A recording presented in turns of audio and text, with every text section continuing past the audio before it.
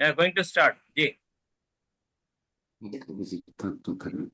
দর্শক দর্শক তো আপনাদের সবাইকে 24 ডিজিটাল নিউজে সাম্প্রতিক ভাবনা প্রোগ্রামে সালাম শুভেচ্ছা জানাচ্ছি। এই স্বদেশ মানচিত্র আমার আপনার সকলের। আমরা স্বাদেশিক বোধের জায়গা থেকে, চেতনা এবং দেশপ্রেমের জায়গা থেকে আমরা বাস্তবে আমাদের দেশের নানান বিষয়, নানান মাতৃকে বিশেষ করে প্রাকৃতিক বলুন, আর রাজনৈতিক বলুন, আর সামাজিক বলুন, ঘটনাবলীর আলোকে আমাদের সাম্প্রতিক ভাবনা প্রোগ্রাম। সাম্প্রতিক সময়ে আমরা প্রথমে একটু নিন্দা এবং দুঃখ এবং নিন্দা প্রকাশের মধ্য দিয়ে আমরা আমাদের প্রোগ্রাম শুরু করতে যাচ্ছি। প্রথমে প্রফেসর শরীফ আব্দুল্লাহ সাকি এবং মোহাম্মদ আনোয়ার হোসেন, পিএইচডি, পানি বিশেষজ্ঞ। প্রথমে শরীফ আব্দুল্লাহ সাকি, মানবাধিকার ব্যক্তিত্ব। দ্বিতীয় জন পানি বিশেষজ্ঞ মোহাম্মদ আনোয়ার হোসেন, পিএইচডি, এবং লেখক মানবাধিকার নেত্রী সাবরিনা মমতাজ। আপনাদের সকলকে আমাদের 24 ডিজিটাল উনি নিউজের doctor Anwar Hossain PhD. Doctor Anwar Hossain PhD. ডক্টরই তো ফি দাদা। আচ্ছা, ওকে। ডক্টর হ্যাঁ, মোহাম্মদ আনোয়ার হোসেন। আলম ভাই, আপনি ঠিক আছেন, আপনি ঠিক আছেন। উনি ওই ডক্টরও লিখেন, পিএইচডি লিখেন, দ্যাট ইজ নট কারেক্ট। আপনি যদি ওইটা লেখছেন Anwar Hossain PhD, it is okay. Okay, জনাব আনোয়ার হোসেন, পিএইচডি। হ্যাঁ, জি। আমি প্রথমে আমি বিশেষ করে নদী মাতৃক বাংলাদেশ, 13শত নদী সুধাই আমাকে, কোথা থেকে তুমি এলে, আমার পরিচয়ের একটা বিখ্যাত কবিতার পংক্তি সৈয়দ হকের। যে 13শত নদী ছিল একসময় বাংলাদেশ, নদী মাতৃক বাংলাদেশ বলা হতো। কিন্তু সেই নদী মাতৃক বাংলাদেশ বলতে আমাদের এখন বিবেকের কাছে তাড়নায় চলে আসে, প্রশ্নে চলে আসে। 13শত নদীর থেকে 2 শতাধিক নদীতে নেমে এসছে। আমরা প্রকৃতির উপরে, পানি সম্পদের উপরে আমরা অবিচার করেছি, অন্যায় করেছি। সাম্প্রতিক সময়ে আজকে আমি দুটো বিষয় রেখেছি। প্রথমত আমাদের তিস্তা, পদ্মা, তিস্তা ব্যারেজ, তিস্তা বাঁধ, পদ্মা ব্যারেজ ঐতিহাসিক সন্ধিক্ষণে বাংলাদেশের উত্তরাঞ্চলকে বাঁচিয়ে রাখার স্বার্থে সময়ের এবং বাস্তবতায় এটা অতীব প্রয়োজনীয় বিষয়। দ্বিতীয় বিষয় হলো, আমরা এখানে যারা আছি সবাই কেউ পিতৃত্বের অধিকারী নিয়ে আছি, এবং একজন আপা আছেন সাবরিয়ার মমতাজ, মাতৃত্বের অধিকার নিয়ে। আপনারা দেখেছেন 2 থেকে 3 দিন আগে আমাদের রামিসা নামে এক ছোট্ট সোনামণি, ফুটফুটে, অত্যন্ত মেধাবী, সে ক্লাস 2-তে স্টাডি করতো। প্রথম ছিল তার, সে রোল ছিল এক। স্কুলে যাওয়ার পূর্বে তার উপরে একটি পাশবিক বর্বরচিত একটা ঘটনা ঘটেছে, সে পৃথিবীতে নেই। রামিসার এই যে যন্ত্রণা, ছটফটটা আমরা উপলব্ধি করে আজকের প্রোগ্রামকে আমরা রামিসার প্রতি শ্রদ্ধা, তার আত্মার প্রতি শ্রদ্ধা রেখে, তার পিতা মাতার বেদনার প্রতি সহানুভূতি রেখে আমরা সবাই রামিসা প্রসঙ্গে আমরা প্রথমে 4-5 মিনিট আমার বেদনা আশ্রিত ভারাক্রান্ত হৃদয় নিয়ে আমরা 1 থেকে 2 মিনিটকে রামিসার প্রসঙ্গে নিয়ে আমরা কথা বলবো। যার কত রামিসার প্রাণ গলে আমরা শান্ত হব। বিশেষ করে বুকের ব্যথা বুকে নিয়ে নিজেকে দিয়েছি ধিক্কার। তাই হায়দার হোসেনের একটা গান, আমরা বুকের ব্যথা বুকে চেপে নিয়ে নিজেকে ধিক্কার দেই, এবং আমরা তারপরে হয়তো এখন শান্ত হই। আমাদের প্রত্যেকের বিবেক কিন্তু মেয়ের মৃত্যুটাকে, তার উপরে যে বর্বরচিত যেটা করা হয়েছে এবং তাকে, তার যে সে মৃত্যু হয়েছে, আমাদের বিবেকের জায়গা থেকে, দেশপ্রেমের জায়গা থেকে, মনুষ্যত্ব বোধের জায়গাতে প্রত্যেককে কিন্তু নাড়া দিয়েছে। আমি বিশেষ করে তার বালতির মধ্যে যে তার মাথার চুলের যে সিকোয়েন্সটা দেখছি, বা এই সিকোয়েন্সটা দেখে আমি কিছুক্ষণ রক্ত, আমার চোখে পানি ঝরেছে, যে আর কত রামিসা আমাদের ঝরে গেলে তাদের উপর বর্বরচিত, অমানবিক, মানে পৈশাচিক এই মানে বর্তমান আধুনিক সমাজ রাষ্ট্র ব্যবস্থায় আমি প্রথমে বিশ্বের যা কিছু সৃষ্টি এবং কল্যাণকার, অর্ধেক তার করিয়াছেন নারী, অর্ধেক নর। এবং আমি 1 থেকে 2 মিনিট করে আপনাদের কথা নিব, তারপর আমরা তৃতীয় বিষয়ে যাব। প্রথমে শরীফ আব্দুল্লাহ সাকি, এই যে রামিসা, আসিয়া, যারা আমাদের মানে রক্তের স্রোতের মধ্য দিয়ে জন্ম, হয়তো আমার ঘরে বা আপনার ঘরে বা আমাদের সমাজের, এদের ভিতরে প্রতি এই ধরনের বর্বরচিত কেন অন্যায়, অবিচার করা হচ্ছে, তাদের মৃত্যু মুখে ঠেলে দেওয়া হচ্ছে। মাগুরার আসিয়া, ঢাকা রামিসা, আর কত অগণিত। শরীফ আব্দুল্লাহ সাকি এই আমাদের পুরুষাসিত সমাজে কি আমাদের নৈতিক চরিত্র, মানবতার পরজনের ধস নেমেছে শরীফ আব্দুল্লাহ সাকি? আপনি 1 থেকে 2 মিনিট বলুন এর ব্যাপারে। হ্যালো, প্রফেসর শরীফ আব্দুল্লাহ সাকি। আপনি আমাকে শুনতে পাচ্ছেন? হ্যালো?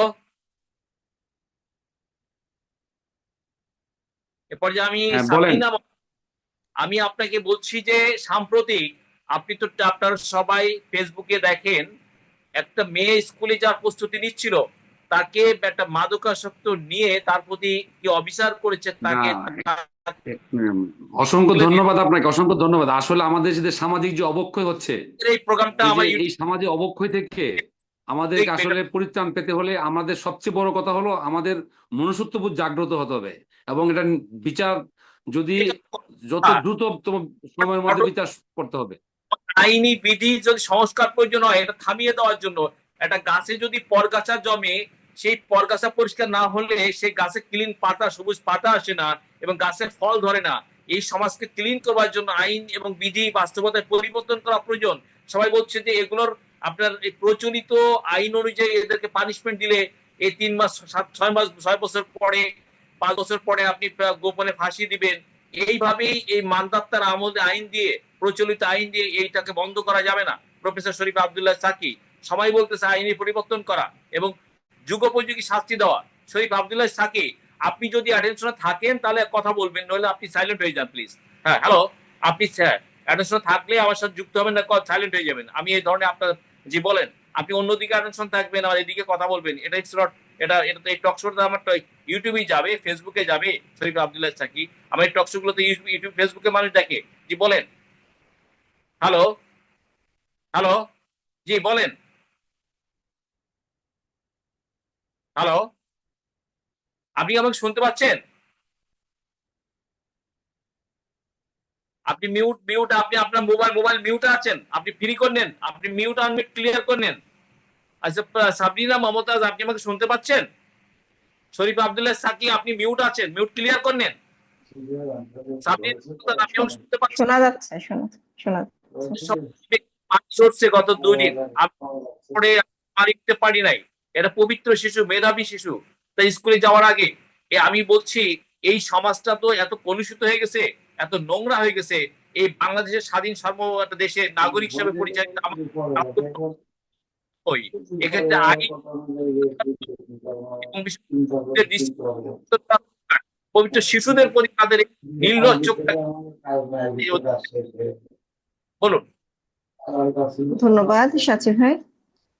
আসলে আমি আগের একটা টক শোতে আপনার বোধহয় মনে থাকবে, আমি বলেছিলাম যে মাদক সর্বপ্রথম অপরাধী। তো রাজধানীর পল্লবীতে শিশু রামিসা আক্তার ধর্ষণের পর গলা কেটে হত্যার ঘটনা মানবাধিকারের চরম লঙ্ঘন। এই বর্বরোচিত হত্যাকাণ্ড শুধু একটু অপরাধ নয়, এটি মানবিক মূল্যবোধের চরম অবক্ষয়।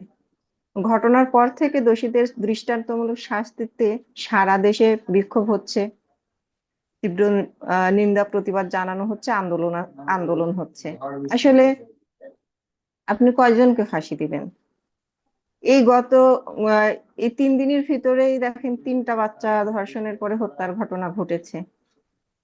রামিসার হত্যা আসলে লোমহর্ষক একটি ঘটনা বলতে হবে। আমরা এর আগেও দেখেছি যে শিশু ধর্ষণের পর হত্যা হয়েছে, কিন্তু এভাবে নৃশংস আর কি বলা যায়, আসলে এর কোনো ভাষা নাই আমার কাছে যে এটাকে আসলে কতটা ছোট আর কতটা তীব্র নিন্দার ভাষায় এটাকে ব্যক্ত করা যায়। একটা ছোট মানুষ, বাচ্চা, তাহলে তাকে এইভাবে গলা কেটে হত্যা করা, এটা আসলে কি, এরা কি মানুষ? এবং এদের এজটা যেটা দেখলাম আমি, এদের বয়স দেখে আসলে কি মনে হয় এরা এতটা নৃশংস হতে পারে? এর আগে যে যে শিশুগুলো হত্যা করা হয়েছে আসলে তাদের সাথে এতটা জঘন্যতম চরম পর্যায়ের নৃশংসতা ঘটেনি, আমি দেখিনি। কিন্তু এবং আমি দেখলাম যেটা ওনার হচ্ছে আয়শার মরদেহটার আসলে দেখার মতো না, কিন্তু সেটা যে গলা কেটে হত্যা করাটাও হয়েছে খুব কষ্টদায়ক। তো এই যে বিষয়গুলো আমি প্রথমে আরো একটা আলোচনায় আসছিল, শিশু নির্যাতন, ধর্ষণ, হত্যার বিষয়টা, কিন্তু আমি বলেছিলাম যে আমাদের দেশে এত পরিমাণে মাদকাসক্ত যা আপনি দেখে বুঝতে পারবেন না, তাদের চেহারায় লেখা থাকে না। আর এটা প্রত্যেকটা দেশেরই আহ সম্মান বলেন, মূল্যবোধ বলেন, বিচক্ষণতা বলেন নিচে নামিয়ে আনতে যথেষ্ট। সরকারকে প্রথম থেকেই এটা আমাদের এখানে মাদক ব্যবসায়ী কারা আপনি দেখেন, তারা কিন্তু কোনো না কোনো নেতা হোক, রাজনৈতিক দল হোক, প্রভাবশালী হোক, এদের ছত্রছায়া থেকে এরা মাদক দ্রব্যের যে ব্যবসাটা এটা চালায়।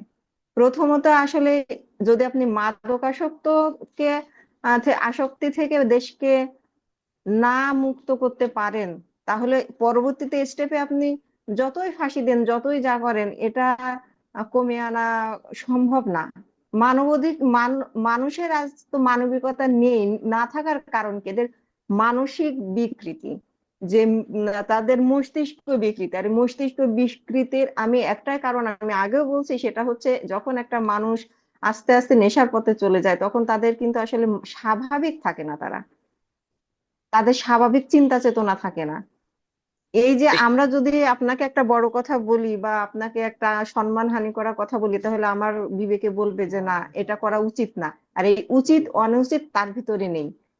এবং এই পর পর স্টেপ বাই স্টেপ দেখেন, এখন শিশুদের হচ্ছে হত্যা ধর্ষণের খবরটা আমরা বেশি পাচ্ছি প্রতিদিনই, কোথাও না কোথাও, সারা বাংলাদেশ। এবং এখানে শুধু আইন শৃঙ্খলা মানে আইনের প্রয়োগ নেই, নিয়ম কানুনের বালাই নেই, এবং সব থেকে এখন বড় যে একটা করণীয় বিষয় আমাদের, সেটা হচ্ছে যে পরিবারেই হোক, অভিভাবকদের সচেতন হতে হবে। আজকাল বাচ্চা মানে ছেলে বলেন আর মেয়ে বলেন, কাউকেই আপনি আপনার হাতের বাইরে রাখতে পারবেন না, আপনার দৃষ্টির বাইরে রাখতে পারবেন না। ঠিক আহ আমি যদি আমার একটা ফ্ল্যাটে আমি থাকি, তো এখানে আমার বাচ্চাকে আমি তালাবদ্ধ করে রেখে গেলাম, এটা অমানবিক। ঠিক তেমনি অমানবিক হচ্ছে আমার বাচ্চাকে আমি বাইরে ছেড়ে দিছি, কিন্তু আমি দেখতেছি না আমার বাচ্চা কোথায় গেছে, খেলা করতেছে। এইটা করা যাবে না বর্তমান প্রেক্ষাপটে। আপনার বাচ্চাকে আপনার সাথে খেলতে হবে, বাসায় থাকলেও বাচ্চার সাথেই থাকতে হবে। কিন্তু আমরা কি করি, ছোট বাচ্চাদেরকে সব থেকে মনে করি ওদের খেলাধুলা, ওদের হচ্ছে বাইরে যাওয়াটা সেভ আছে, কারণ ওদের কেউ কিছু বলবে না। কিন্তু আমরা দেখতেছি বাচ্চারাই বেশি অত্যাচারিত হচ্ছে, বাচ্চারা ধর্ষিত হচ্ছে, ওদেরই হত্যা করা হচ্ছে। আইনমন্ত্রী স্বীকার করেছেন আইনের মধ্যে ভুল আছে, ত্রুটি আছে, সেই ত্রুটিগুলো দ্রুত সংশোধন করবেন। কারণ সমাজে আজকে রাষ্ট্রে যারা দায়িত্ব আছেন তারা মেসেজ দিচ্ছেন যে প্রচলিত আইন দিয়ে এদেরকে থামানো যাবে না, আমরা দ্রুত আইনের সংশোধন করতে যাচ্ছি। আইনের সংশোধন করে আমরা এই ধরনের ঘটনাগুলো কিভাবে থামিয়ে দেওয়া যায়, মানে আর কেউ সাহস না পায় বাংলাদেশে সহজে, সেই দিকে আমরা দ্রুত যাওয়ার যেতে চাচ্ছি। এবং মেসেজ দিয়েছেন আজকে আইনমন্ত্রী দিয়েছেন এবং অন্য মন্ত্রী দিয়েছেন। আইনের যদি ফাঁক থাকে, ফোকর থাকে, আইনের যদি ত্রুটি থাকে, ব্রিটিশ করেছে শ্বাস শোষণের জন্য, সে আইনকে দ্রুত সংশোধন করার সময় দাবি রাখে। আসলে আমরা প্রত্যেকটা বিষয়ে হাতে নিই, রাষ্ট্রীয় কাজগুলো কেমন আমরা এই বিষয়গুলো করব, আসলে যে কবে করবে, কোন সময়ের ভিতরে করবে, এই এই এই মানে আহ, আহ, ইয়েটা তারা দেয় না, এই এই কথাটা তারা দেয় না যে হ্যাঁ আমরা নির্দিষ্ট এই সময়ের মধ্যে আমরা এই আইনের এই বিধি ব্যবস্থাটা করব। যদি সেটা সম্ভব নাই হয়, তাহলে আচ্ছা আমরা করব, এটা বলে লাভ কি? আসলে কি আদৌ হয়েছে?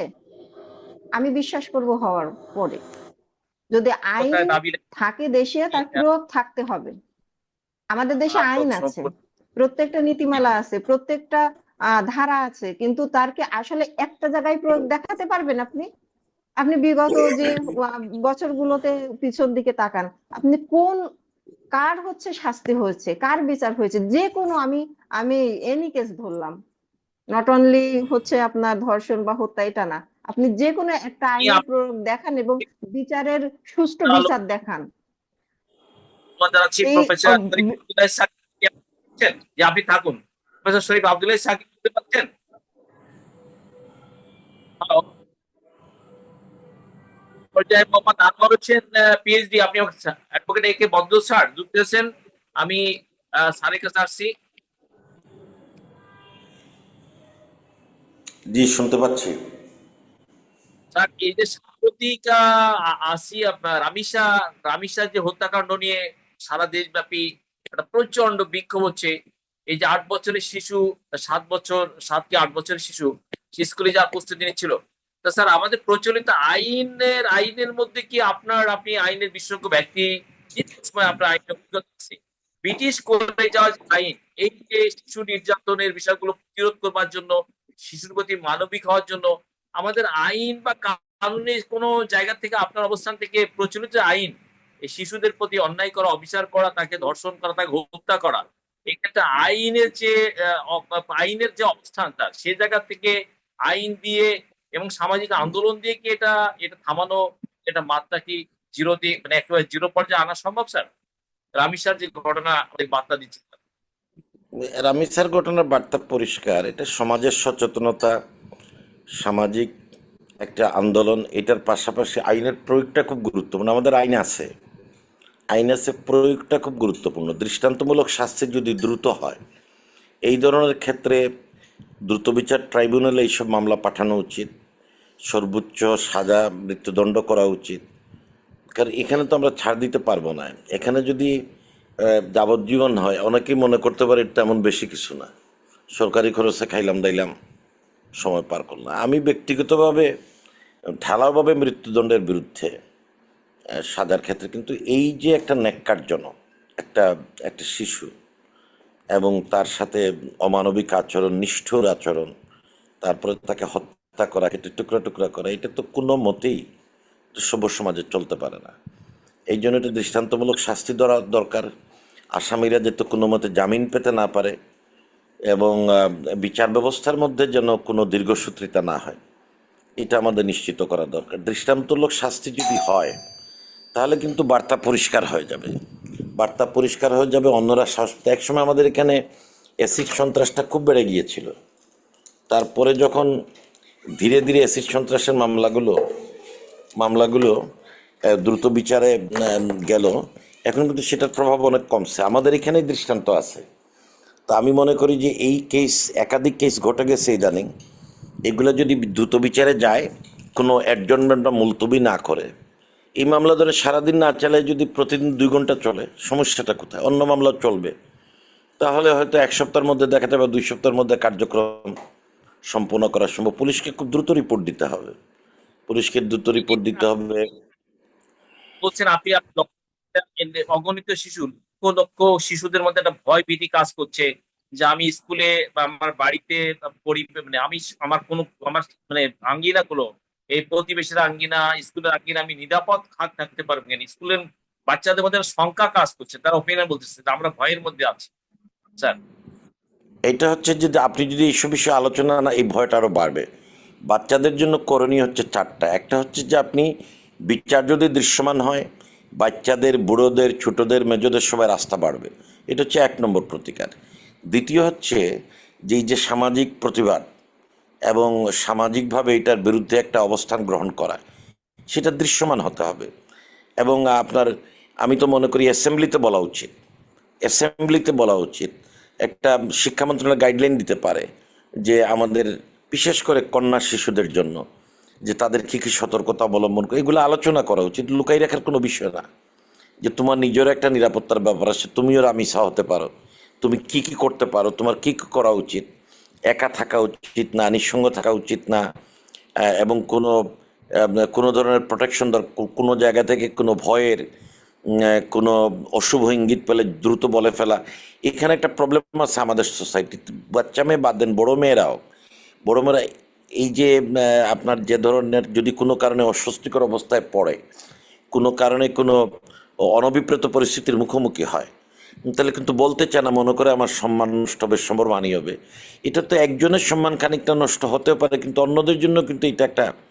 তো এই জন্য এটা হচ্ছে দ্বিতীয়, যে বাচ্চাদের সাথে এই ব্যাপারে ডায়লগ করতে হবে, বলতে হবে, তাদেরকে সচেতন করতে হবে। শিশু সংগঠন, স্কুলের টিচাররা, আমাদের মিডিয়া, আমাদের যে প্রিন্ট এবং ইলেকট্রনিক মিডিয়া, সেসব জায়গায় আমাদের লিখতে হবে। আমাদের ভালো লেখক যারা আছেন তারা যদি এগুলোর উপরে অনেক সময় একটা লাইন, একটা ভালো কবিতার পংক্তি মানুষকে অনেক বড় আকারে নাড়া দেয়।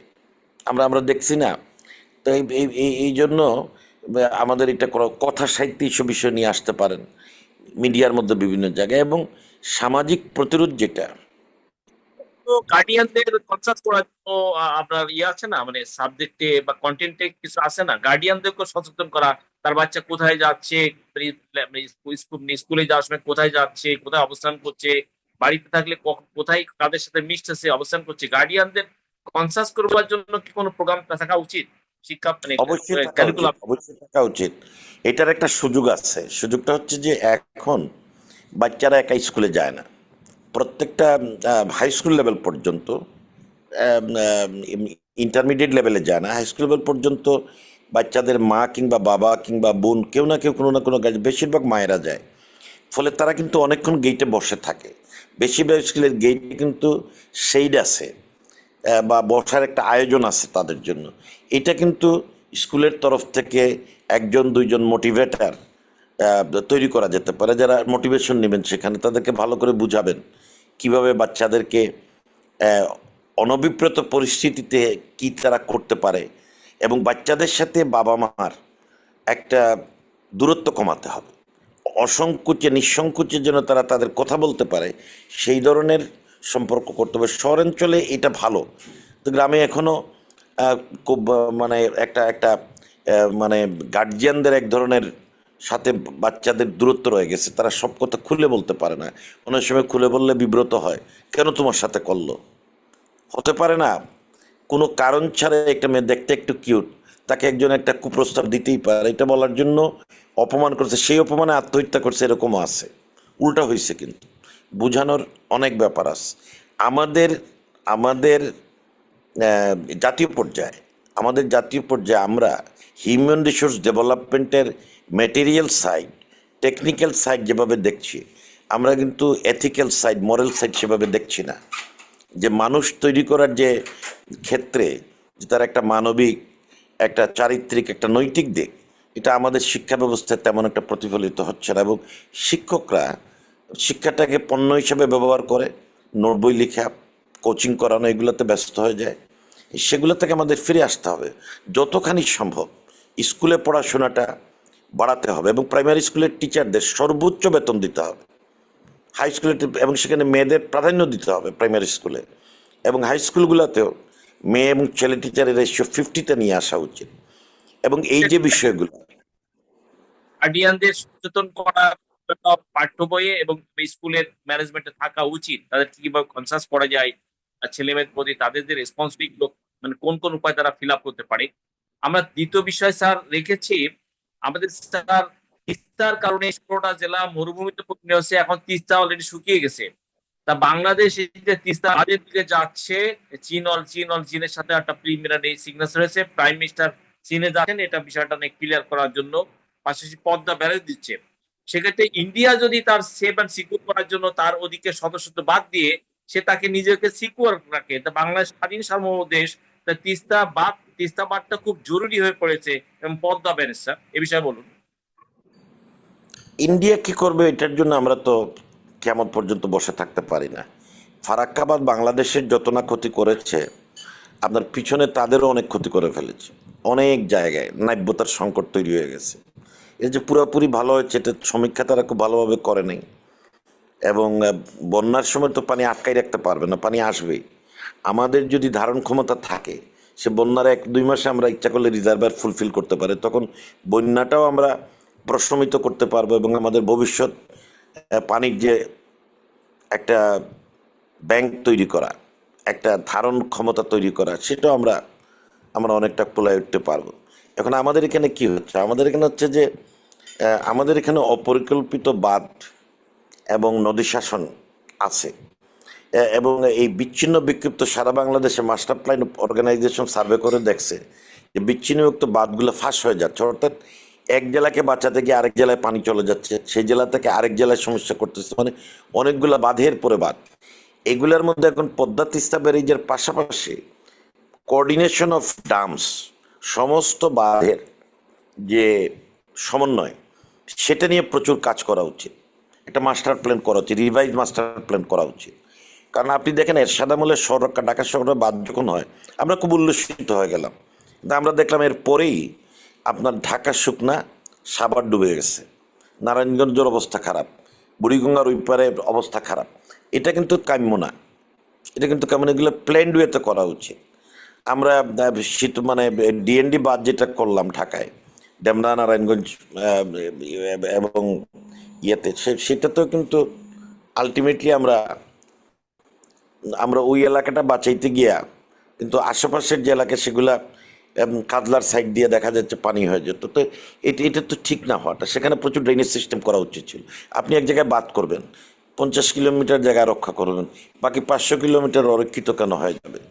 আমি এই জন্য এই সরকারকে বলবো যে আমাদের যে ক্রমাগত ভারতের যে বিভিন্ন অভিন্ন নদীর পানি বন্টনের ব্যাপারে দেখেন, আমাদের বড় বড় অভিন্ন নদীর সংখ্যা সম্ভবত 54টা। টিপাইমুখ নিয়ে আমাদের আন্দোলন করতে হয়েছে, যে ইলিয়াস আলী যে কারণে ধারণা করোনায় গুম হয়েছে। তো তার প্রিভিয়াস হিস্ট্রি যাই থাকুক, টিপাইমুখ তাকে সিলেটের মানুষের কাছে বীর একটা বীরে মানে বীরে পরিণত করেছে। তো সেই কারণে আমি মনে করি যে এখন খাল খননটা খুব ভালো একটা পদক্ষেপ যেটা প্রধানমন্ত্রী নিয়েছেন, সেটা খুব ভালো একটা পদক্ষেপ, এটা অনেক ভালো এফেক্ট আসবে। খাল খননের পাশাপাশি আমাদের সারা দেশের বাঁধের উপর সমীক্ষা করে সমন্বয় করা দরকার। আর তিস্তা এবং পদ্মা ব্যারেজ আমাদের আজও কালক লাগবে, এটা আমরা আমাদের এটা এটা এটা চীন ছাড়া এত টাকা তো ভারতের নাই। আপনি ভারতের সাথে যদি সম্পর্ক ভালো থাকে, তিস্তা ব্যারেজের টাকা তো আর ভারত দিতে, আমাদের মেট্রো রেলের টাকাই ভারত দিতে পারবে না, 24,000 কোটি, ওখানে তো আরো বেশি। তো ফলে চীনই প্রধান, আর চীন অনেক নদী তো চীন থেকে আসছে। আমি কাল বা পরশু কলকাতাতে পদ্মার পানি বন্টন নিয়ে দুই দেশের নদী অভিন্ন নদী কমিশনের মিটিং হতে যাচ্ছে। এরপরে স্যার আপনি থাকুন। আনোয়ার হোসেন পিএইচডি, তিনি নদী নিয়ে গবেষণা করেন, এই বিষয় নিয়ে কাজ করেন। জনাব আনোয়ার হোসেন পিএইচডি, আপনি আমাকে শুনতে পাচ্ছেন? জি, আমি আপনাকে শুনতে পাচ্ছি, এ পর্যায়ে আর বদরুল ভাই এটা আমাকে খুব ভালো চিনেন, আমিও খুব ভালো চিনি। আচ্ছা, আপনাকে সালাম শুনাচ্ছি। আমাদের উত্তরাঞ্চলে 16টা জেলাকে বাঁচাতে গেলে এই যে মরুভূমি এবং কৃষি সেক্টরকে, সাম্প্রতিক সময়ে পদ্মা তিস্তা বাঁধের দিকে সরকার যাচ্ছে, সেটা চীনের সাথে যৌথভাবে। পাশাপাশি পদ্মার পানি বন্টনের জন্য কলকাতায় বসতে যাচ্ছে। তা আপনার অবস্থান থেকে আপনি এই বিষয়গুলোকে জনাব মোহাম্মদ আনোয়ার হোসেন পিএইচডি কিভাবে মূল্যায়ন করতে চাচ্ছেন এবং আপনার কাছে কি তথ্যপত্র আছে, এই বিষয়ে আপনার বক্তব্য উপস্থাপন করুন। আচ্ছা, থ্যাংক ইউ ভেরি মাচ। সবচেয়ে বড় একটা জিনিস হলো আপনি দুটো প্রশ্ন করেছে, একটা করেছেন তিস্তা ব্যারেজ বা তিস্তা মহাপরিকল্পনা নিয়ে, আর একটা হলো মানে পদ্মা ব্যারেজ নিয়ে। আমি প্রথমত তিস্তা ব্যারেজ নিয়ে একটু কথা বলি। তিস্তা ব্যারেজ না, তিস্তা মহাপরিকল্পনা। তিস্তা মহাপরিকল্পনায় রয়েছে তিস্তা ব্যারেজের পিছনে 108 কিলোমিটার ফুলছড়ি ঘাট পর্যন্ত বা চিলমারি পর্যন্ত। এই 108 কিলোমিটার লম্বা নদীটাকে, যেখানে 4 কিলোমিটার 5 কিলোমিটার বা কোথাও কোথাও 7 কিলোমিটার প্রশস্ত আছে, সেটাকে গ্রোইনের মাধ্যমে এটাকে 1 কিলোমিটারে নিয়ে আসবে এবং নিচে 5 মিটার ডেপথ করবে। এটা হলো তিস্তা মহাপরিকল্পনার অংশ। কিন্তু আমার প্রশ্নটা সবচেয়ে বড় হলো, এটা থেকে আমাদের সমস্যার সমাধান হবে? পানি পাবেন কোথায়? এটা তার মানে একটু গভীরতা বাড়ালে এখানে গভীরতা কিছু পানি হয়তো পাবেন, কিন্তু আনফর্চুনেটলি আমরা যাই উদ্দেশ্য করছি সেটা কিন্তু পাওয়া যাবে না। কিন্তু বিকল্প হিসাবে যদি ধরেন, আমরা তিস্তা ব্যারেজের সামনে কিন্তু পানি পাচ্ছি। আপনি এখন চিন্তা করেন, এই ব্যারেজটা যদি ওইখানে না হয়ে যদি চিলমারি ঘাটে হতো, তাহলে 115 কিলোমিটার বাংলাদেশের যে তিস্তাটা আছে সেটা কিন্তু পুরোটা নদীটা ভরা থাকতো, কিন্তু সেটা করা হয়নি। আমি যেটা বলছি, বর্তমানে যে অবস্থানটা আছে, আমি অনেক দিন ধরে শুধু একটাই কথা বলছি, তিস্তা মহাপরিকল্পনার ক্ষেত্রে এটাকে আমরা ব্যারেজ করে এটার পানি উপরে তুললে আশেপাশে তো খাল, বিল, জলাশয় সব আছে, সমস্ত নদীগুলি পানির যে জলাশয়গুলো আছে সবগুলি ভরে যাবে। ভরে গেলে পানির স্তর অনেক বেশি বেড়ে যাবে। বেড়ে গেলে সেইখানে সারফেস এরিয়া বেড়ে যাবে। সারফেস এরিয়া বেড়ে গেলে আন্ডারগ্রাউন্ড ওয়াটার যেটা আছে সেখানে পার্কুলেশন বেড়ে যাবে, অনেক বেশি পানি আন্ডারগ্রাউন্ড ওয়াটার লেভেল উপরে উঠে যাবে। বলে ওয়ান। দ্বিতীয়ত, এইখানে দেখেন সবচেয়ে আরেকটা বড় জিনিস হলো, আমরা অক্সিজেনের জন্য গাছপালাকে অনেক বেশি প্রাধান্য দিয়ে থাকি, কিন্তু গাছপালা মাত্র 20% অক্সিজেন দেয়, বাকি 80% oxygen we are getting from water. আচ্ছা, যদি ওই সারফেস এরিয়া বেড়ে যায় তাহলে ওই ওয়াটার থেকে আমরা কিন্তু অক্সিজেনের ঘাটতিটা পূরণ হয়ে যাবে, একই সাথে নাব্যতা বেড়ে যাবে। আমার সবচেয়ে বড় জি। সরকার যে জায়গা থেকে একটু সরে এসে, যে তিস্তা মহাপরিকল্পনা থেকে সরে এসে তিস্তা ব্যারেজ করা, এটা তিস্তা মহাপরিকল্পনার তুলনায় 10 টাইমস বেটার। কেননা দেখুন, আমাদের দেশে 1.6 বিলিয়ন টন থেকে 2.4 বিলিয়ন টন সেডিমেন্ট তৈরি হয়। তিস্তা মহাপরিকল্পনায় যে 5 মিটার গভীর করবে, সেটা যদি করা হয় তাহলে 1-2 বছর এটা ভরে যাবে, আবার এটা এক্সকেভেশন করেন। এটা অনেক বড় একটা কাজ, এটা করা দরকার নাই। অথচ যদি চিলমারির এরিয়াতে একটা ব্যারেজ করা হয় তাহলে পানির লেভেল উপরে উঠে যাবে, খাল বিল জলাশয় সমস্ত কিছু পানিতে ভরে যাবে। একটা কথা বলে রাখা ভালো, আমাদের দেশে যত পানি, এই পানির মাত্র 12% পানি এভাপোরেশন, ইরিগেশন ইত্যাদি দিয়ে ক্ষয় হয়, বাকি 88% পানি আমরা সমুদ্রে ছেড়ে দিই। আর একটু আগে অ্যাডভোকেট বদরুদ্দোজা ভাই বলেছেন যে 54টা নদীর সাথে আমাদের সংযোগ। ওকে, আপনি একটা কথা লক্ষ্য করে দেখেন, 54টা সংযোগের নদীর মাধ্যমে আমাদের দেশে যে পানি আসে সেটা হচ্ছে 1093 মিলিয়ন একর ফিট, যাকে ধরে রাখলে সারা বাংলাদেশকে 30 ফিট পানির নিচে সারা বছর ধরে রাখা যাবে। এর মাত্র 12% পানি আমরা ইউজ করি, বাকি 93% আমরা সমুদ্রে ছেড়ে দেই। যে দেশটা প্রতি বছর বন্যায় আক্রান্ত হয়, সে দেশ যখন খরায় ভুগে, এই শুনতে খুব আশ্চর্য হয়। আমার আমার কষ্ট হয় ভাবতে যে আমরা এতদিন কি চিন্তা করেছি। আমার সবচেয়ে আনন্দের ব্যাপার যে এই মুহূর্তে বর্তমান সরকার একটা ব্যারেজের কথা চিন্তা করেছে এবং পদ্মাতে একটা ব্যারেজ করবে। এই ব্যারেজটা আমাদের জন্য শুধু একটা নয়, আর 10টা ব্যারেজ করা দরকার। আমি আপনাকে উদাহরণ দিয়ে বলতে পারি, আমাদের তিস্তা ব্যারেজের সামনে তিস্তা নদী 300 কিলোমিটার ইন্ডিয়ার ভিতরে, সেইখানে কম করে হলো 35টা ব্যারেজ আছে। আমরা খালি গজলডুবা ব্যারেজের কথা বলি, যে আমরা বলে থাকি যে তাদের ব্যারেজে থাকার কারণে আমাদের পানি আসে না। এটা